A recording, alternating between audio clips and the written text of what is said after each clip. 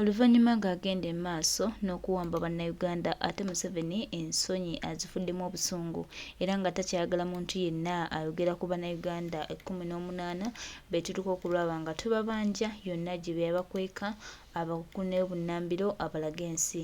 Omukulu Yuseete Buhabulwa agenze emaaso n'okwekaliza mu bannayuganda n'okubategeeza nti ye takyayagala muntu yenna addamu kwogera ku bannayuganda era n'agamba nti agenda stoppinga omukulu Akaye Mpuga Nsamba enteekateeka z'aliko okulaba nga anoonya bannayuganda bonna gye bali nga agenda abategeeza nti ke kaseera famire zireeta obujulizi anti baatugamba nti bannayuganda tebali mukwano gwange ensonga erabika nga egenze waggulu ddala ensonga erabika nga Museveni emutuddemu takyayagala wadde muntu ayogera ku bannayuganda bano naye nga Museveni lwaki aba takyayagala muntu ayogera ku bannayuganda ye takimanyi nti bannayuganda babuzibwawo bannayuganda bawambibwa kibuuzo baganda bange nkibuuza nange tumubuuza mwami Buhabulwa takimanyi nti bannayuganda abadde babuzibwawo takimanyi nti bannayuganda abadde bawambibwa mu bukambwe bannayuganda ne banoonya abantu babi nga tebabalabako ekyo tokimanyi oba tokimanyi nti nno abawamba abantu bali mu gavumenti yo oba tokimanyi nti nno mwawe batuma abantu bano genda nga bawamba abantu mukwano gwange bannayuganda kati bategeera bannayuganda ebintu babimanyi bannayuganda bamanyi amazima bannayuganda tebakyabasibira mu katambaala bannayuganda beetegeerera kakati Museveni bwonna atiisatiisa Akaye Mpuga Nsamba olwo abalala bakole batya abantu baleme okwogera abantu basigale nga basirise olimu n'ebintu bye twebuuza nga tetubitegeera naye nga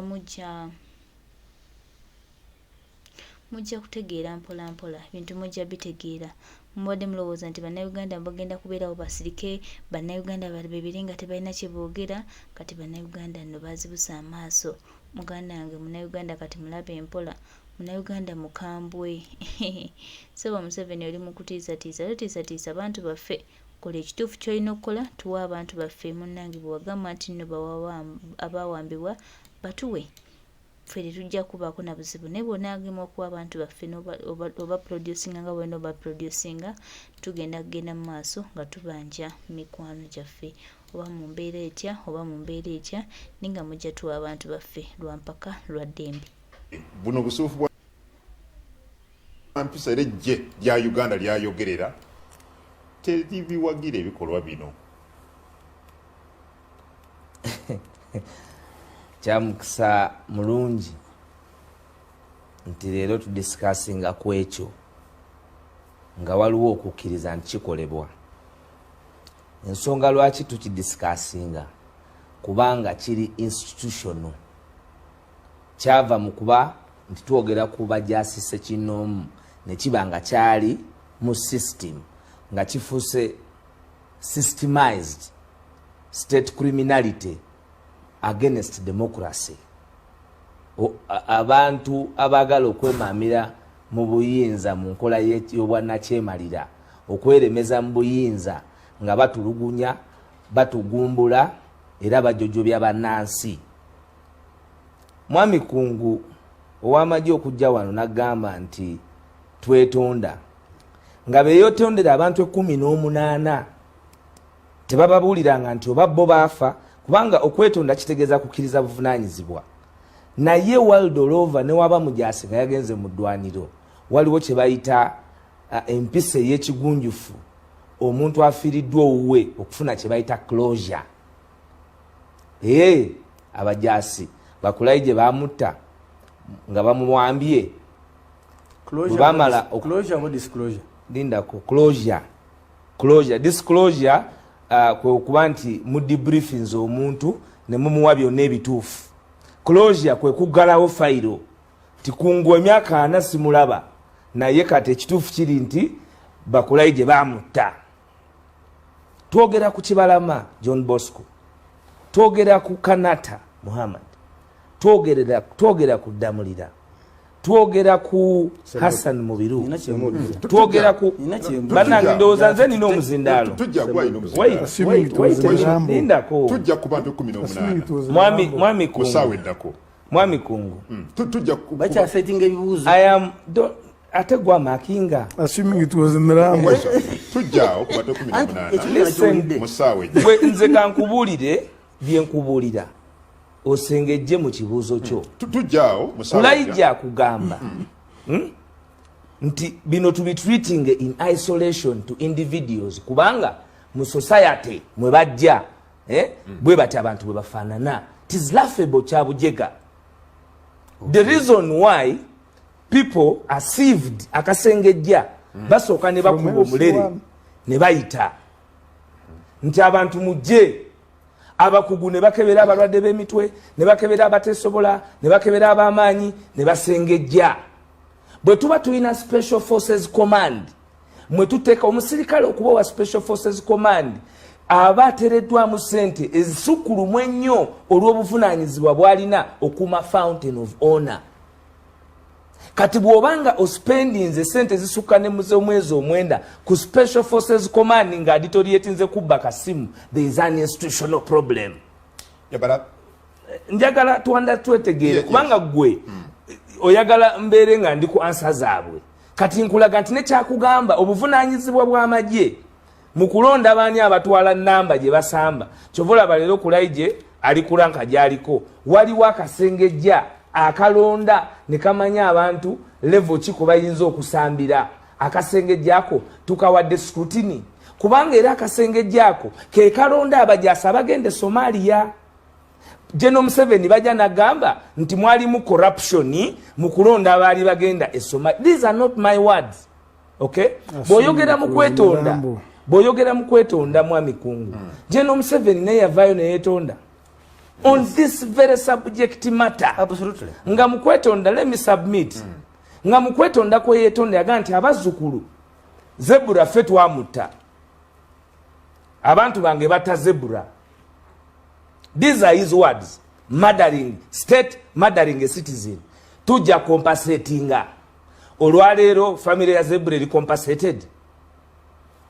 Let the public judge what we are saying here, whether we are putting on a facade of being deceitful, shegwe, oba tuli ku bintu bya kuyamba bannansi ffe kyekiba kitulese wano. Si bya kuzanya. Okay? Ye gwe bettira on public execution tekyakomaawo ku zebra eka ne bagende wa Sheikh Kirevu ne bafulumya Sheikh Kirevu ne bamukuba ne bamusasira amasasi in glaring view of abaana abali minor abatatwalibwa na mu court for trial. Kyenkugamba nti kifuka institutional nti togenda gamba olwaleero nti bano be mutuwadde abatono be babi bali be tukulaze benjagadde okugamba 18 bajjawo kiri nti kiri institutional kubanga gwe booviirayo General Museveni ng'ayogera yagamba abantu bange babadde bakola ensobi and we are going to investigate. Okay. Gwani akugamba nti paka leero, because why are we still talking about this topic? Abantu bemwetonderanga paka leero abaana bakibalama bakyabanja kitaabwe, abaana baddamulira bakyabanja kitaabwe. Bw'abadde ayogera wano agambye nti abajaasi twabatutte Entebbe bagenze mu military court martial okulaga nti kiri institutionalized. Abantu bano bonna ababadde bawambibwa drone bwe bali babawamba ababawamba nga baali b'amagye. Ekyo kyennyini mukyo kimenya ssemateeka. Oyo Kulaije talina wakkirizibwa mu eyo uniform y'ekitiibwa kukozinga arrest na kuwamba abantu nga buvunaanyizibwa bwa poliisi awali kye bayita referenced criminality. Njagala nfune bulungi gwe kati gwe obwongo bwo bujja kuteeka ku ekyo kubanga yerolo gy'olina okuzanya. Ng'omuntu abadde head wa security nga tomanyi kumanya drone bwefaanana mu Kampala gwe tuyinza okudibetinga naawe. Kakati ngomaliriza tulabyeko ejje lya Uganda nga livunaana basajja baalyo mu court martial. Yavunaana ani ku Kibalama? No. Tugenderaawo kubanga waliwo abataliwo. Tetuli wano kubatali, siri wano kwogera mu speculation. Ndi wano omwami oli gwolaze, lindako omwami oli gwolaze akugambye n'okugamba nti gwe baakute ne baleka ku poliisi bamutadde conveniently awo omwami oli mu uniform y'amagye akugambye nti ffe tukolagana na bali baaki naye ate nga abawamba abantu mu ground abalina okukeepinga. What is the role of the UPDF? To keep the borders and the citizens. Bo bali within the state mwe bali mu creating a criminality nga ate ali against democracy. Kakati ffe kye tubadde tugamba bannayuganda nti kino kiri atabaala ate tekisoose wano kati era kibaddewo before. Kulaija yagamba nti ono baleeta example yedda bw'osoma constitution ya Uganda kugamba recalling the history preamble, recalling the history of our country, where we are coming from, where we came from. Listen, then it's me submitting. Please listen. Listening is a virtue. Can I give information? Wait, you are misinformed. You can't. Can I give information? Sokolo. Can I give information? Afande Sokolo. Bwe yatukanga ekitemu ng'ensanja abantu bagugumuka. Waliwo motoka mpawa atalikaaba. Can I give information? Ofuna bulungi. Ffe tusomako biki? 504 eyamini bana baliwo bagimanyi. Olwaleero omwana wa Kibalama, omwana w'oyo omusawo, ng'omusango n'okuwamba oyo kuba yabajjanjabako. Bwe baba basobola okuwamba eyabajjanjabako, ate gwe abawakanya okusigala mu ntebe nga babba eggwanga lino. So bino bikulaga nti there is ekintu buli wekibeera nga kirina circumstantial existence kikulaga nti bibeera bibaddewo. You can now ask. Well, nzija. Well, ali kusanyuka TV ensonga zezimu era ze ziri mu kubaganyizibwako ebirowoozo mu Parliament ya Uganda. Sooka olabe emboozi eno nzije tweyongereyo n'ensonga yemu. Tugende ng'ensonga zino tutegedde nti zigenda kuddibwamu mu ngeri ey'omuzinzi. N'ekyokubanga baataddeyo olukiiko nti tuzooke tuziyitemu ate ne balusazaamu kabonero akakulaga nti nabo tebali wamu bwe bakola badeko okubanga oba lubaale yabasaasaanya simanyi. So n'olwekyo nga bali mu mbeera gye balimu eyo tetusobola kubeegattako mu kavuyo kaabwe. I am going to invoke the rule on the 15 sittings and I want you members to come to the house. Don't miss for the 15 sittings. Teli teka lyonna erimenyeddwa, teli rulu yonna emenyeddwa. So sisuubira nti speaker yandivudde n'ayogera ekyo. Ababuzaawo abantu bamanyi gye bali. Bwebanga baba batugumbula bamanyi gye babaziika. Emiguwa ekola abasala gye bagyavunda batuwa amagumba gaabwe. Abamanaginga safe houses we bali. Era bakyali ku makomera ago. Abatadde omuvuka gwe bayita kamya kalyowa era bazibakwata abantu bebamu bebalina abantu baffe abo bwe bababuzaawo. Let's be here, solve our people's problems here in this house. Getting out of this house is not a solution. Nga bw'ogambye ensonga si za opposition gye tutambulidde nga tulambula family zino tusanze abaana abaatwalibwanga bazadde baabwe bawagizi ba NRM lukulwe naye baliyo bakabaga jjulujjulu. So embeera eno eyakyamututte bukya buli omu esobola omukwatako so buli omu afeeyo kubanga issue ensonga za opposition zeriko nsonga ziri genuine nsonga ntuufu ate tubadde tusookereko wano mu house kumala ebbanga ensonga ezo za security agencies kudyobola eddembe ly'abantu obutagoberera mateeka obutagoberera mateeka ebintu bwe bityo. So ndowooza ekyokugamba nti speaker ajja kuinvokinga rule y'entuula 15 sikiwa nti kijja kutuyamba kusolvinga problem. Ekirungi buli muntu eyabuzibwawo nenge gyeyabulira n'abaamukwata eri profiled bulungi. So batuwa abantu baffe ekyennaku 3 kitukwatako kyabwe naye gwe omugwo gwa Nairobi tuguwadde abakulu abo betuge bulungi. Just like when you're in a home. If you're in a home and you're fighting with a woman, you and a husband and a wife, don't run away, be there.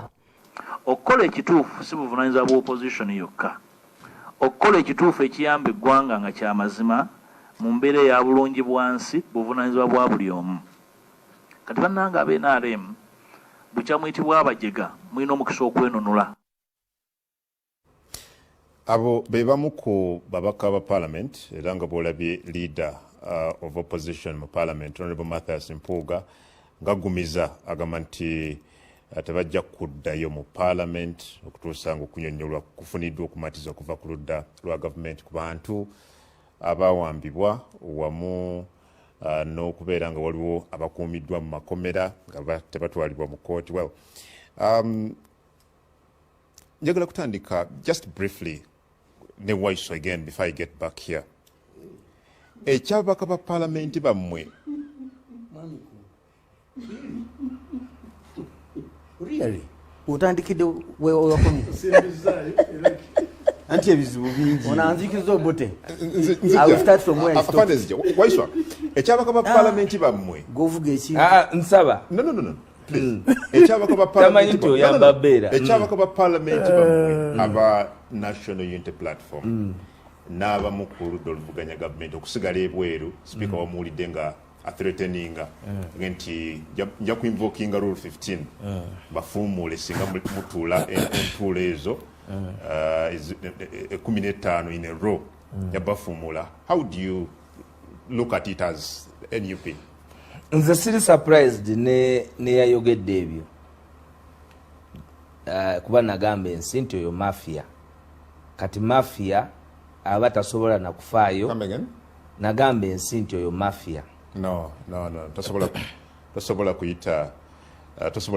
kuyita mukulembeze wa parliament kigambo ekyo. Kati mpagwe kyemba muyita ki withdrawing sijja muyita speaker of parliament sijja muyita crazy no nze na ompise ndescribing no atera sikwise ku describing omuntu kati nze nkuddiza akazindaalo naye omanyi environment yogera ku kiri mu Mr. Kungu yogera ku kiri mu parliament omukubiriza muleke nkugambye gamba omukubiriza w'olukiiko lw'eggwanga nkugambye nti najja ne ŋŋamba ensi era siri surprised Kungu mwe mubalatira mu bintu bino. Wait, you see, we must be respectful. Waiswa eri abakulembeze. Do you know that people are dead?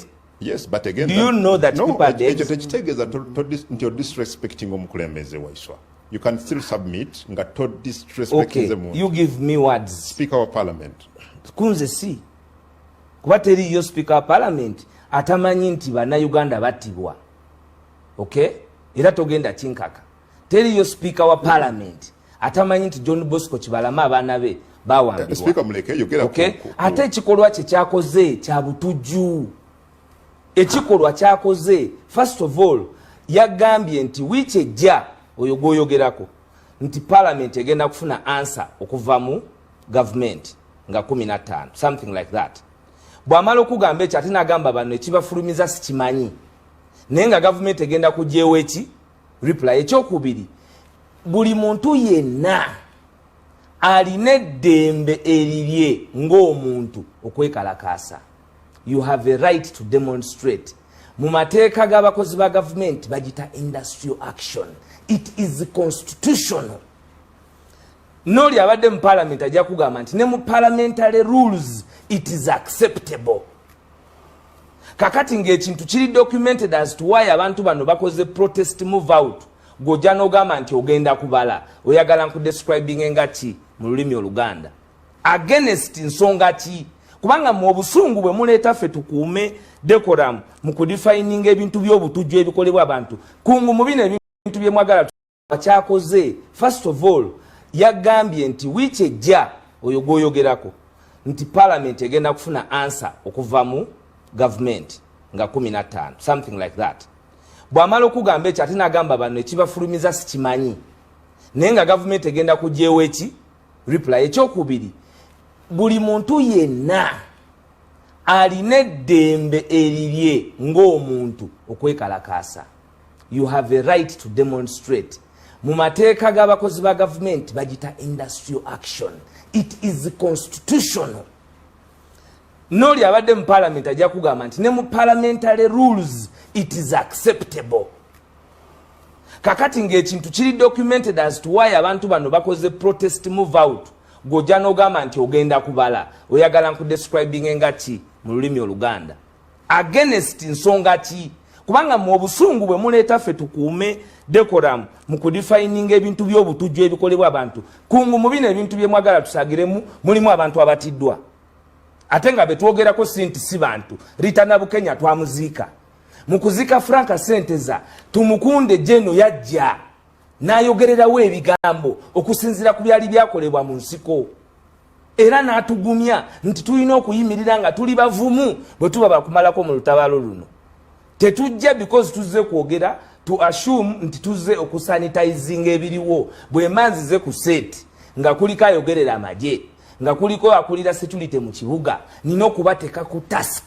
Okay. Sigwe nga bw'oyagala kakati gwe bw'oŋŋamba nti parliament nga waliwo ensonga ey'abantu abaabula b'omanyi ne ku TV yo b'owandiisa amanya gaabwe. Those are human beings. Olutalo lw'e Gaza olw'ensonga lwaki olwaleero olusajjusa okubanga luyingiddemu abantu abasuka kumpi kati mu 7 abatiddwa lwaba hostages abantu abawambibwa. Bano abantu bali mu kuwambibwa nga bawambibwa abantu betumanyi nti twabakwasa obuvunaanyizibwa okubakuuma.